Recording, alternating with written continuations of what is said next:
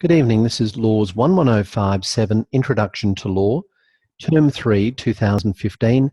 My name is John Milburn. I'm the course coordinator. Welcome. I'm very pleased to see that we've got a number of people joining us live, and when they feel the urge to do so, I'm sure they will unmute their microphones and come in and ask a question or make a comment. Alternatively, we have the chat facility and you can ask a question or make a comment and I'll reflect that. If you want it to be anonymous, just click the anonymous button. Otherwise, I'll just announce who's asking the question or making the comment. So, it's great to see we've made a start. Term 3. I think Term 3 students are the keenest, don't you? The ones that are prepared to do this over the Christmas break. Excellent to see. And it's good to see some lively discussions already through UCrew. I'm very pleased that most of you have played around with the technology. The fact that we've got so many people online now and more are joining us as I speak, hello Sheila, is excellent. So it means that we're starting to get comfortable with the technology. UCrew is probably very new for everyone. It's my preferred means of discussing matters. Now, don't be shy. Feel free to add something to UCrew at any stage you like. If you come across a great link or a video, you come across some material that you think will help others, then please share it. And we'll all be grateful for that. And also, and this is very important, please feel free to answer each other's questions. Don't simply wait for me. In fact, sometimes I will intentionally wait and see what answers come on. So take control and feel free to become involved and contribute. The course that I run this term will be designed primarily for those people that do wish to practice in law. I appreciate that many of you won't wish to practice in law, but if you do, then that's what we'll be aiming for in this course. And if not, at least it will give you some insight as to what life is like in legal practice. From time to time, I will provide you with some quotes, something that I think resonates with me and may resonate with you. I also promised to give someone asked if I could give a demo of voice recognition software. You've probably had a look at the video that I posted in that regard. Oh yes, and we'll have a challenge in week 12. If anyone wants to take me on in a typing test, typing as I define typing, then please feel free to give it a go. What I'm going to do now is just share the screen and play around with the technology. Feel free from your end to play around with the technology as well. So what you should hopefully see now is a blank Word document. Just give me a thumbs up if that's what you see. Word document, okay. All right, so this is Dragon voice recognition demo. Open quote. You may go on to become great advocates for the poor and the oppressed in social justice litigation, full stop. If that is your ambition, comma, then I do not want to dissuade you, full stop. But, comma, you should recognise that you will be contributing hugely to social justice simply by being a competent and ethical lawyer solving your client's problems, full stop. My advice to you, comma, the most inspirational and constructive thing I can say is, comma, open quote, go forth and build bridges, close quote, full stop, close quote, Justice Stephen Gagella of the High Court of Australia. Okay, could you see that? And that's got some mistakes in it. I can see some terrible mistakes. You will begin shipping hugely. So it's not perfect, but it's pretty good. And I'll just stop sharing now. Part of the reason, and I'm looking for the technology, sorry, I'll get there here soon. Part of the reason that I wanted to show you that is that I'm a real fan of voice recognition software. I think that it provides you with a good opportunity to think on your feet, and as you're producing your work, you're also improving your advocacy skills. So don't discount that advantage as well. The reason I chose that particular quote from Justice Gagella is that it is, I think, appropriate and necessary for you to think about what type of lawyer you wish to be if you're going to practice in law. And many people, quite rightly, have great aspirations to contribute to social justice issues, whatever that might be for you. But bear in mind, the most important thing initially is to get your foot in the door. And if you're going to argue a case or advance a cause, then you need to have all the basics right and be seen as a competent and also, very importantly, ethical lawyer. In this course, I intend to emphasize issues to do with competence and ethics. Now, why do I do that? Well, no matter which way you look at it, you need to have those basics right to be taken seriously as a lawyer. In terms of competence, I would urge you to please consider my sample document, and I'll just get you to mute your microphone there, Leanne, if you would. Maybe Heidi as well. Thank you. And Tamara, if you would just mute your microphone. But please feel free to unmute the microphone and come in and ask a question at any stage. Now, in terms of competence, written documentation needs to look correct. Please read and study carefully my sample document. Can I just have a show of hands if you've found that particular thing called John Milburn sample document? Has anyone seen it? No? A couple? Right, have a look at it. It's got some content which I think is important for you to consider, but it's also got a layout that is useful as a template and guide. And I don't want to, and I'm not going to harp too much, but I don't want to keep saying things like make sure that your font is consistent throughout the document and that you've referenced appropriately, etc., etc. So there are a few things that you can do to ensure that you get your foot in the door, as it were, so that when a person looks at your work, they look at your documentation, they will say, okay, I'm now ready to take this person seriously. They've presented a document in a proper form to me. It's grammatically correct. It looks the part.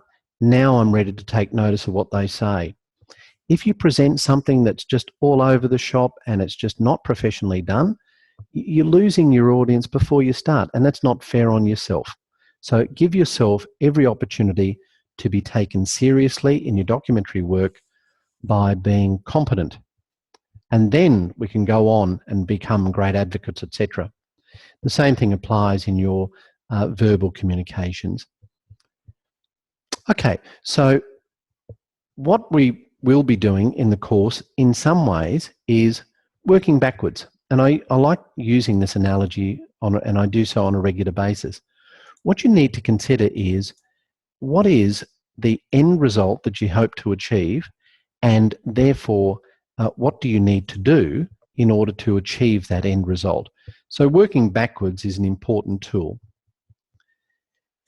Let's have a look now at the Moodle page. I'm not sure if you can call that up on your screen, but you've probably had a look at it and you're probably familiar with it. The Moodle page is important. The landing page of Moodle is important because it provides us with, I suppose, an overall view of the course and what's important in the course. Now, I've been doing a lot of talking. Are there any questions about the landing page in Moodle as I describe it? Are there any things that you found odd, couldn't understand? All good? All right. So you'll see some introduction. John, can you hear me? Hello? Yes, Matthew. Sorry, John, it's just Matthew. It's just Matthew Hubman here. John, it's the first time I've used Moodle.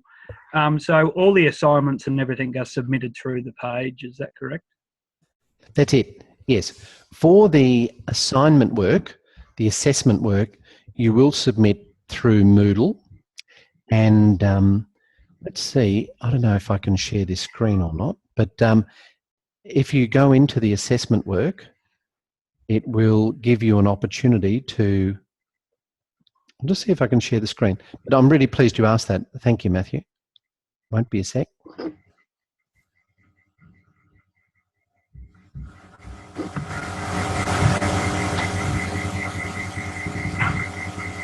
Okay, so here's Moodle. And you go into, you can see my cursor there. Go into the assessment. This is assessment number 1. That's the instruction.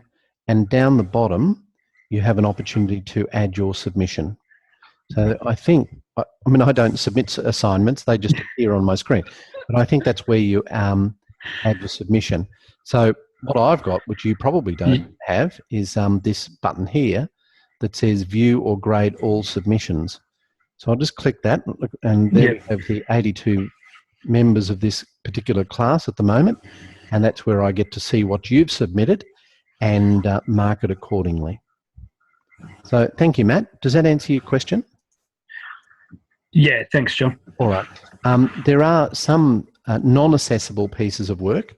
So just looking at Moodle, Russell, thank you, and Leanne have provided a response to exercise number 1.1, and that's the response from Leanne there. So please contribute to those issues, those problems. Occasionally we'll discuss them in class. That's the theory, but I tend to have so many other things that I want to discuss that I tend to provide my comments directly in Moodle. So when it comes to Moodle, there isn't a lot of material that will be, if you like, discussion points. Mostly that's UCrew, at least the classes that I run. But you certainly submit your overall assessment work, and you submit your non-assessable work in that sense through Moodle as well. Look, while I've got that page up on front on your screens, hopefully, I'll just run through it quickly. You'll see the introductory videos in relation to the course and the course objectives. UCrew, you've all cottoned onto that very well. Thank you. And I really like the discussions that I've seen already on UCrew. Please keep it going. The course outline, no doubt you're on top of that. We'll talk about the textbooks and other materials shortly. So that'll give you an idea of when you have to do your reading and the chapter of the reading. This term, we're doing something a little different in that I'm asking you to provide me with an audio-visual assessment, which is the third piece of assessment. I'll just go back up to the screen, and that's the third piece there. You will, and I will talk about this, I'm sorry to digress, but just the third practical assessment piece, using Zoom or some other platform, you record yourself in an audio-visual presentation, and what you then do is upload the presentation by providing a link in a Word document. Okay, so I'll go through that again. What you do is you record an audio-visual piece.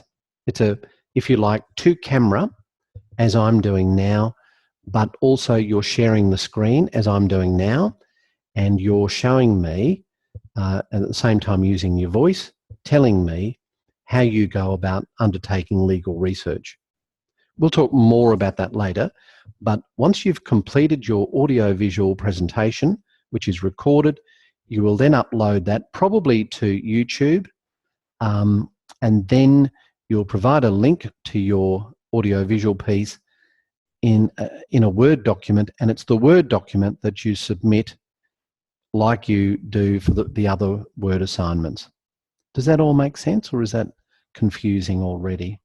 I'm getting a few nods. That's really good. Excellent. And feel free to use the chat facility if you want to come in and ask a question as well. Okay, so thank you. So I'll just go back to the landing page as I describe it and pan down. Sorry to give you a headache with all this quick cursor movements. You'll see our former law librarian, Kelly Stidderford, and I had a session a couple of years ago, and I think that's still of use. So please feel free to look at that session to give you some idea of legal research skills. Extensions. Now, I'm really pretty tough on this, and that is, if you need an extension, you must do so by making the request in the appropriate formal manner. You can send me an email and say, I'm going to ask for an extension, and I'll say, that's good, do it. But the email itself is not sufficient. And the application for the extension needs to be supported by appropriate material, probably a medical certificate or some sort of statutory declaration. Can I say this? Is there anyone in the class who is not quite busy doing things other than study? Is there anyone in the class who is only doing study and that's it? Nothing else? No work, no home commitments, no family? No? All right. So we're all busy doing other things. Okay. So guess what? If you send through your request for an extension saying, I'm busy doing other things, that's likely to be met with a, yeah, I know that already, but that's not a good ground for an extension application, is it? So if you're concerned that your commitments may be overwhelming, the advice that I'd give you now is just get your assessment work in early.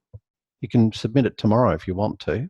So you'll probably find it's difficult to get an extension of time, but don't worry. If you're late, you will suffer a penalty of 5% deduction per day, but there is a cut-off, and the cut-off is 9 days after the due date. So all of my assessments are due on a Thursday evening, and you can't submit after the following Saturday. I mean, you've lost half the marks by then anyway, so you're not going great guns if you do that. And the reason I insist on that is on the Sunday following, I want to do as much of the marking as I can so that I can release the results to you on the Sunday or by latest the Monday. Does that make sense? So you submit your work by the Thursday, final cut-off is 9 days later. All going well, you'll get your results on the 10th or the 11th day after the due date. Oh, that's a lot of words to say something very simple, but that's what it is. All right. So let's go back to the screen share. Before I do though, are there any questions? I've really scared you off from talking, haven't I? Yeah, John, I actually had a question. Yeah, thanks, Luke.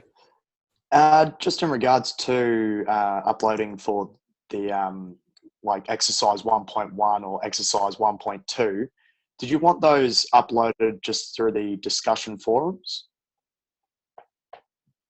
Yes, so the weekly problems. Yes. Yes, upload those through the discussion forum. So let's have a look at that. Thank you very much, Luke. I'll just share the screen again.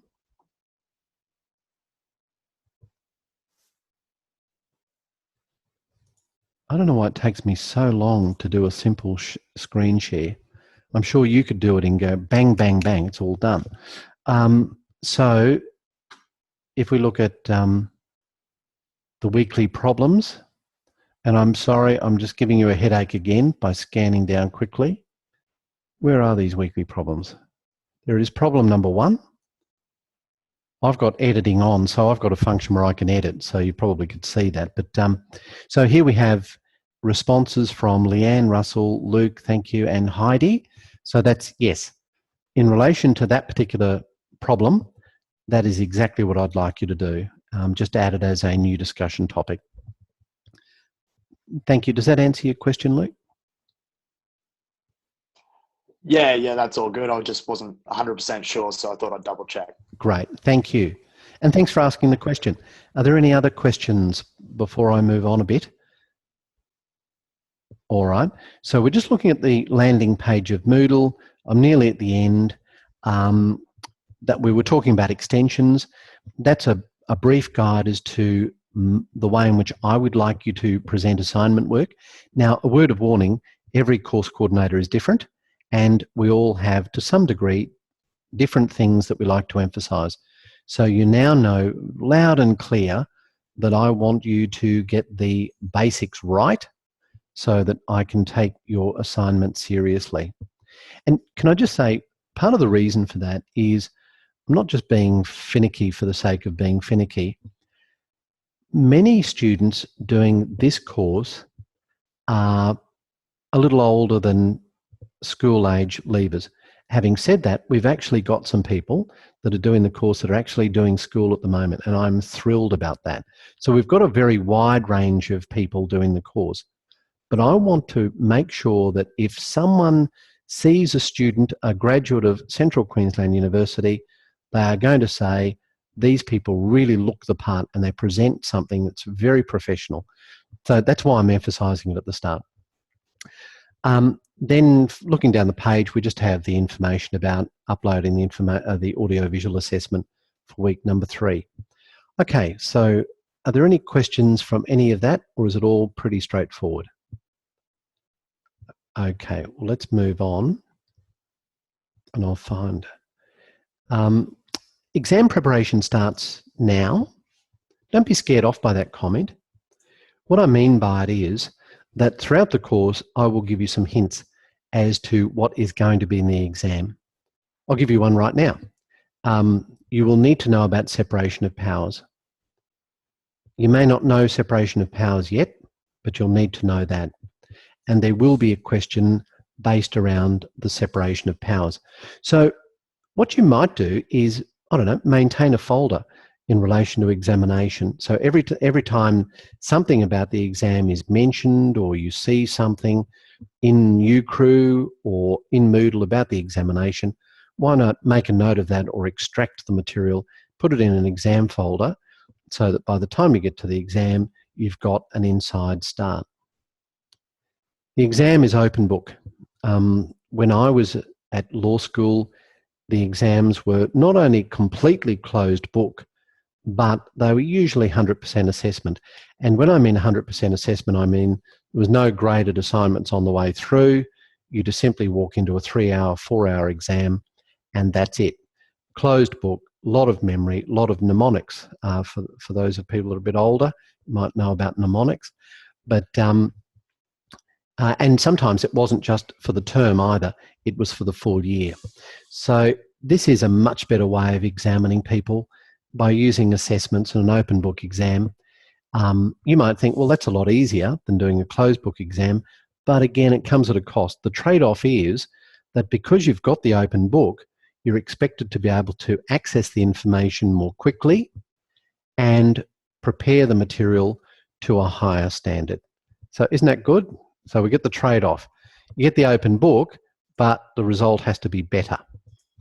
And that's good. Just so you know, I'm very keen on ensuring that you reference your material. You've probably seen that already. The Australian Guide to Legal, the Practical Guide to Legal Research is an excellent publication, and you'll need to have a look at that as well. I'd like you to mute your microphone there, Jacob, if you would. Just down the bottom left-hand side. Yeah, can you see the mute button there? Very good. Okay, you will have to reference the material in the exam. Thanks for the question, Jazz, but not in the same way. The material, the way in which you reference is by using the Australian Guide to Legal Citations. Now, it's something you should download and have a look at an early stage. And that will give you the way in which we reference. So for the most part, the material that I prepare will be based on that. In the exam, it's different. You can use what we call Harvard-style referencing, which is the referencing actually that we use in our study guides. The reason we don't use the Australian Guide to Legal Citation form of referencing in the study guides is that everything has to be uploaded into iTunes U, and that particular platform does not like the footnote type referencing. Now, I know we're jumping around and we're doing a lot of stuff, but everybody knows about footnote referencing, don't they? It's dead simple, but every year I see people that don't get it right. So let's have a look at that particular style of referencing. If you can bear with me, I'm just going to share the screen again. This is probably really basic for most of you, but just in case you don't happen to know what I mean by footnote referencing, this is how you use a footnote. So we then go up to References, Insert Footnote. I tab across and say, this is based on something. And then that's our footnote. So it's down the bottom. It's in a smaller font that is 10-point font as opposed to 11-point font. So that's a really easy way to reference the material. Any questions about that? Oh, no, I didn't share. I'm sorry. I told you I didn't get this right. I'll do that again. Hopefully you can see it now. This is how you reference. Go to References, Insert Footnote, tab across. I obtained this from somewhere else.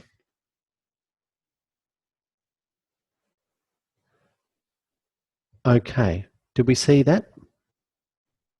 So you've got the little superscript up there as the reference. I'll stop the share screen. Sorry I didn't do that share screen properly at the start. Are there any questions from that? Okay. Sorry, John. Yep. I just wanted to ask a question about the exams, and I may be jumping ahead, but how do distance students participate in exams? Are they online or do you have to attend a classroom? That's a great question. You need to attend a classroom. So all of the assessment is done online. All of the courses are done online, except for what we call the invigilated examinations. You do need to attend a venue. So it would be great to start thinking about that now. I can't give you the date for the examination because that hasn't been arranged yet, and that's all centralised. So it's not something I can give you specifics on, but you will have to attend a centre. So thank you very much, Bill. Now, thanks, John. A few questions coming through on the chat facility. Do we need to reference in the exam? I think I mentioned that before. Yes, but you can do it in a simple way of doing it. And is there certain information for the footnote, page number, title page, etc.? Yes, you need to follow certain protocols. Look, one of the best ways to do it is to have a look at the Australian Guide to Legal Citations, but there is an easier way, and that is to learn by osmosis. Do you know what I mean by that? It means, you're just picking it up as you go. So if we look at our text, the Australian lawyer, or the new lawyer rather, I'm trying to, yep, you can see that. If you just take any page, you'll get a good idea of the way in which the authors reference their material, and you can just follow suit. Having said that, yes, so for example, on page 130, you'll see there an example of a footnote reference, and it's not exactly a pinpoint reference, but it's a good way to reference the material. And so have a look at the way in which the authors do it, follow that, and just keep your eyes peeled, as it were, to pick up on the little nuances. And we'll talk about that as we go through the course as well, that whole idea of referencing.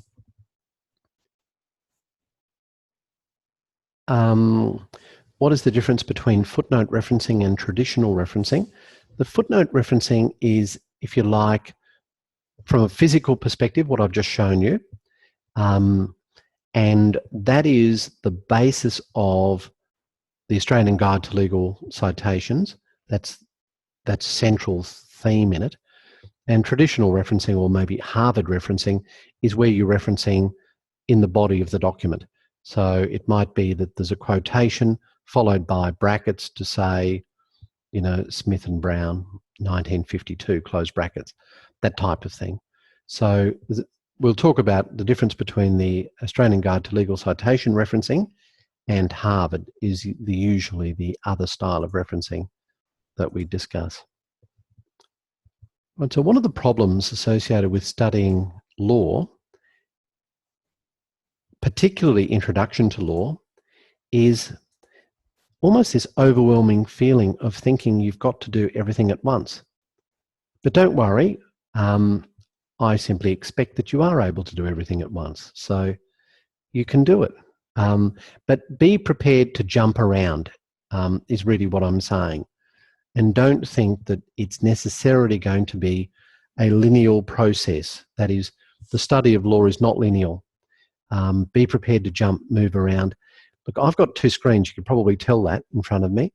If you don't have two screens, I would really urge you to do so, because when you're doing your assessment work, you might want to have 3 or 4 pages open at one time. Piece of legislation, a case, your assessment work. Having the two screens makes it so much easier. For those of you working off laptops, I apologise, but it's just an easy way to do it. All right, so I mentioned one quote earlier that I really like. I love the quote on page 267 of The New Lawyer. Thinking like a lawyer means keeping a cool and clear head and speaking and behaving rationally when others around you may be panicking or overreacting. If you want to think about one quote throughout the study of this course, and indeed all of your study and beyond, think about that. There are times where you need to remind yourself to keep a cool and clear head and remain rational. Don't panic, don't overreact, just accept sometimes as you study, it's going to hurt. And I mean that literally. It's going to hurt. You're going to think, how much I'm tired. I can't cope with this. I've got stresses in my life. You need to adopt a practice of reveling in that stress and coping with it. And just think, okay, it's hurting. I can cope with that pain. I can keep a cool head. I can remain rational. I don't need to panic or overreact. So just keep thinking about that as you go through. Resilience generally is a topic that I'm very keen to develop throughout this course as well. Okay, so I talked about, looking back and planning, if you like, and think about what you would do differently if you had your time over again. Let me give you this example. My wife sends me a text. She's not well. She says, bring home some takeaway. I arrive home and I don't have the takeaway. Okay? How do you feel? You think, well, is it a good response to say, I've been really busy. I've had so much on my plate. I'm sorry I didn't do that. Or is it better right now to think about that type of scenario and plan for what you're going to do when that type of scenario occurs? Now, the plan can be really, really simple. The plan might be, if ever I get that situation, I am going to put my car keys in the fridge straight away. I get the text, bring takeaway, right, keys in the fridge. Why do I do that? Because it doesn't matter how busy my day has been, how much stress I've been under, I am guaranteed to remember to bring takeaway because, and this has happened, I actually literally do this. There have been times where at the end of the day, I'm thinking, where are my keys? And you do the whole pat down thing. Where are my keys? And then you think, oh yeah, I've got to get takeaway.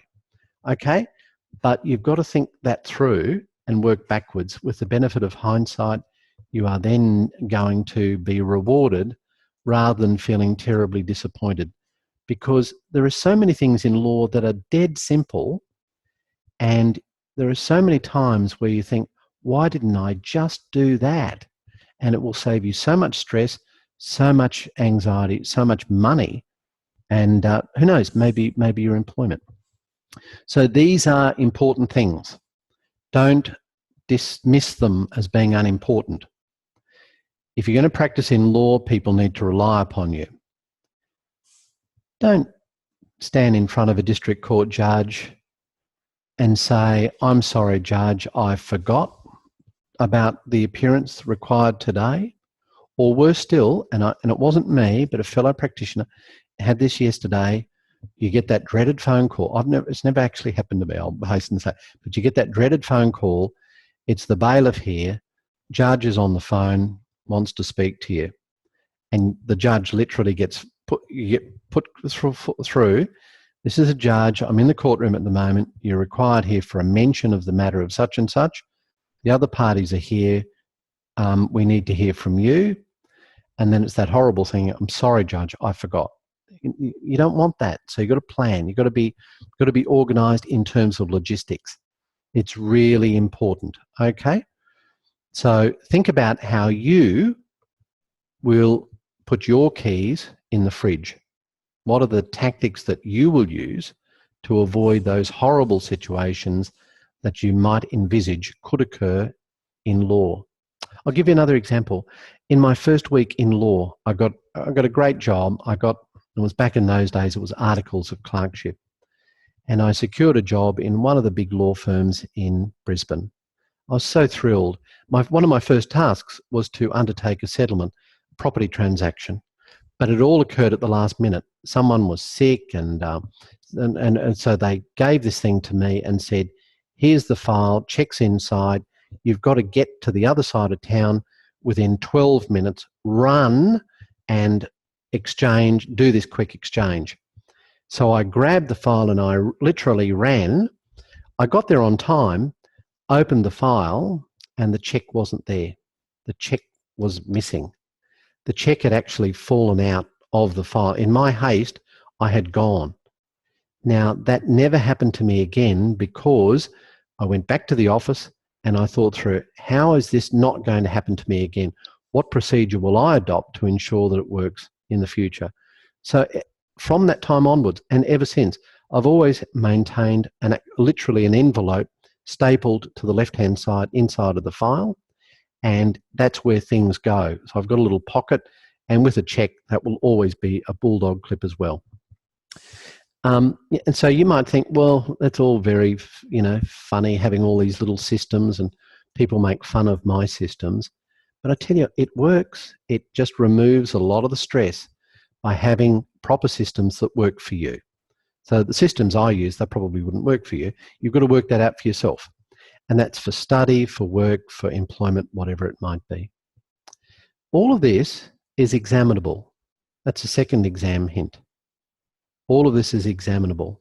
I want you to think about how you are going to plan to ensure that you avoid mistakes. What we don't want is for you to end up in the Legal Services Commission at the start of your careers trying to explain why you didn't do something or why you didn't prepare appropriately. Okay. So this is all to do with self-management, and we'll deal with this later in the course, but at page 346 of the New Lawyer, you can follow this if you like, it says, learning self-management skills at law school is important if you are to ensure that you maintain good psychological health during and after your studies, your legal studies. For example, a study led by Catherine Lay assessed 955 students at the University of Adelaide and found that 58% of law students were psychologically distressed. 58% of law students were psychologically distressed. Can you get that? That was the highest level of distress recorded across all the disciplines that were studied. Medical students, they came in second at 44%. So the conclusion was that study shows there are special issues for law students and emphasises the need for students to take particular care of their psychological health. I'm going to stress it throughout this course. I want you all to be fitter than you've ever been before. And I mean that literally. I want you literally to be physically fit. Take care with the consumption of alcohol or other intoxicating substances. Make sure that you keep your relationships nice and calm, be positive, and think backwards. Think about what you need to achieve.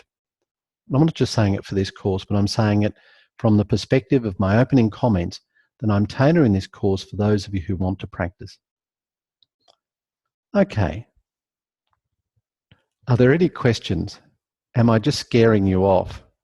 Do you think that I'm talking like a crazy man?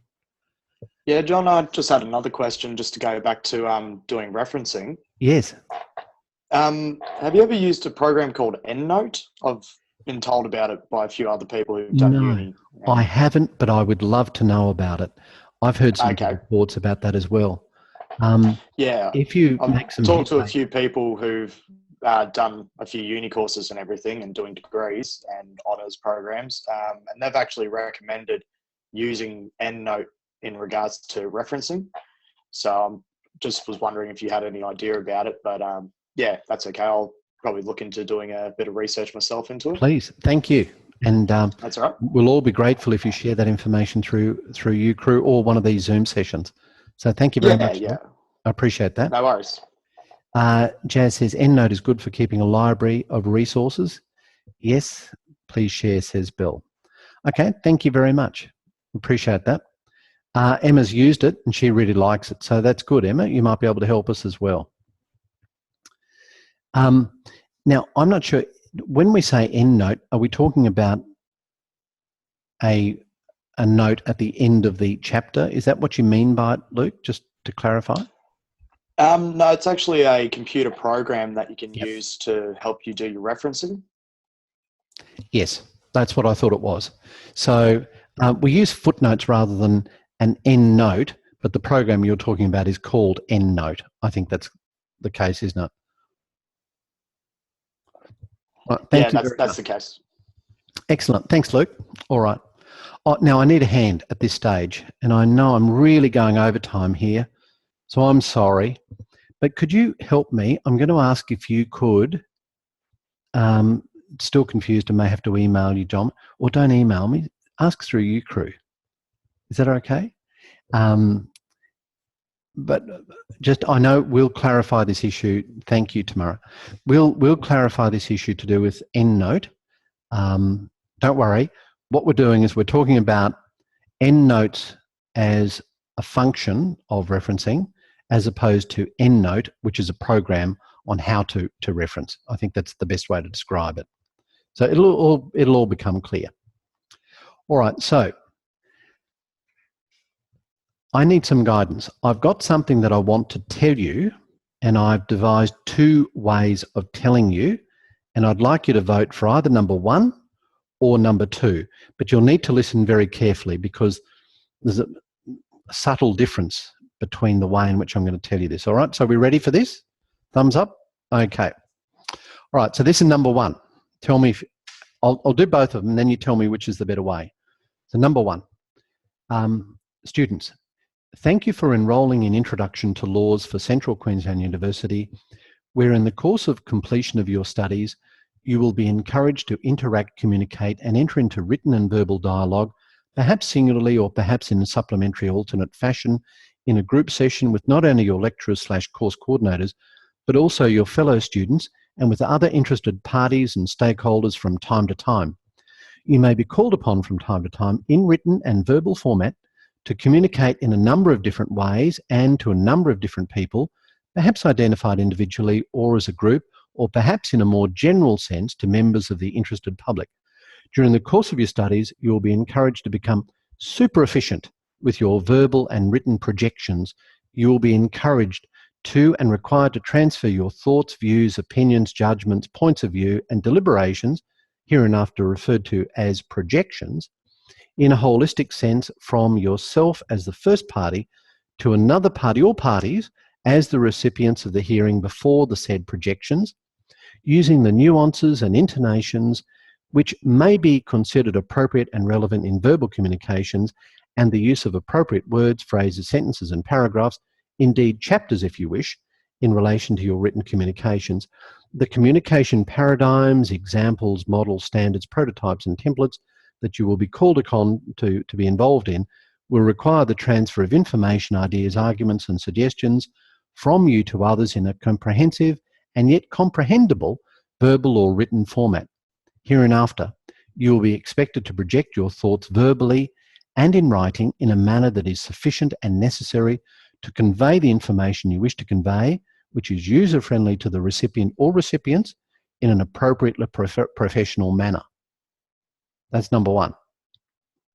Number 2 is communicate simply and effectively. That's number 2. So which one did you? Number 2.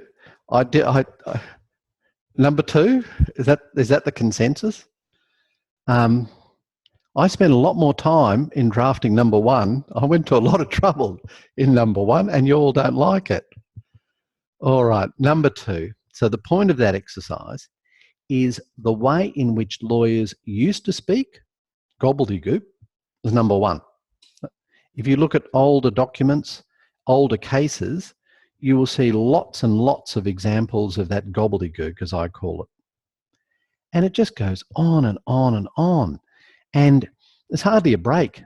And it's a long sentence. Sometimes the whole paragraph is a long sentence. And you read it and you go, what the heck are you talking about? We don't do that anymore. These days we communicate simply and effectively, full stop. So how many exam tips have I given you already? 2? I'll give you a third one. Okay, this is the last one for tonight. In the examination, you will be required to redraft gobbledygook. And you will need to condense 400 or 500 words into somewhere between 75 and 100, typically. Use short sentences. Literally, use short sentences. It will help you considerably. Think about how you wish to convey the information and then write. Don't do it the other way around. Gobbledygook starts with people that they have an idea and they just start writing and they don't really think about where they're going.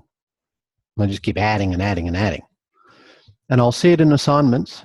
And you will be marked down. You will be marked down in assignments if you commence a thought and then you wander off into 3 or 4 different tangents.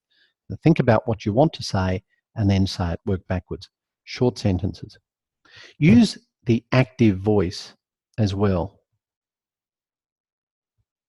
We'll talk more about active voice and passive voice later. Okay. So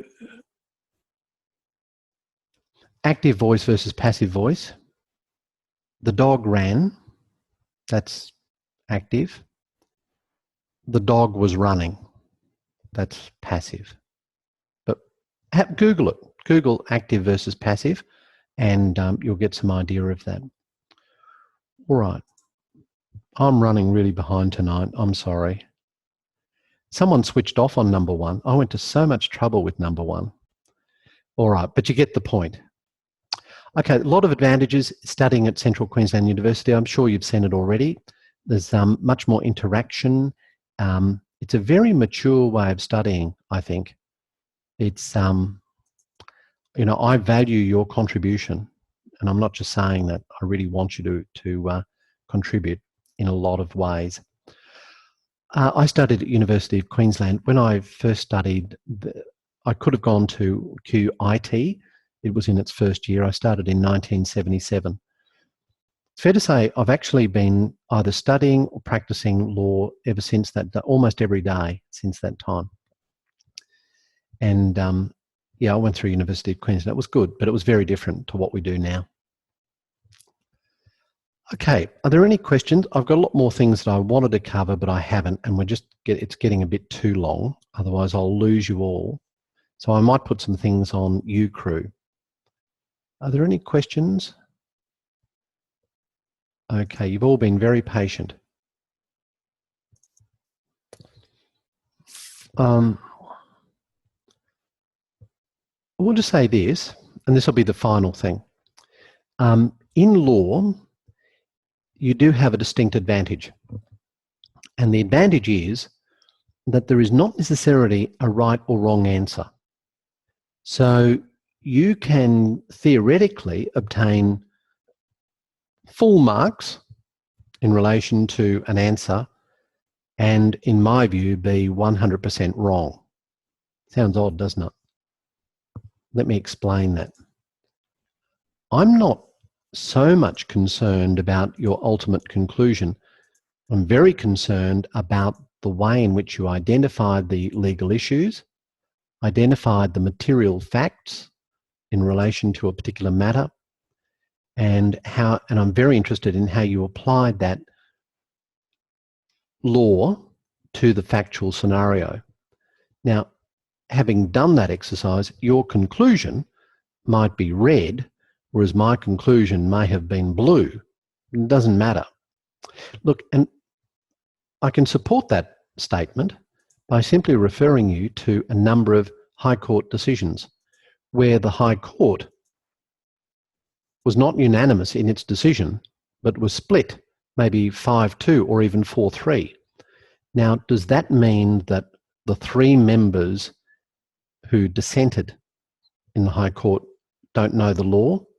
Because in the ruling of the High Court, they concluded that a particular piece of legislation was not constitutional, whereas the other 4 said it was constitutional. Came to completely different answers, but theoretically they could all get 100% for the work they did. So that's the advantage you've got. You don't have to be right. Now, the important point about that is don't be afraid to proffer an opinion. If you can support your opinion, it may well be a very, very good answer. So I see this in law, people are a bit scared to give an answer, not sure if that's right. So be comforted by the fact it doesn't necessarily have to be right. And also, you could be in court arguing a particular matter one way today and almost be arguing the complete opposite tomorrow, depending on who your client is. So have fun with it. All right. Thank you very much. I'll wrap it up unless there are any final questions. I'll put a few things on you, crew, things we didn't catch up to. And I'm very pleased to see that we've made a start and that you have all joined us tonight. Okay. Well, we'll see you next week, and I'll stop the recording now. All the best.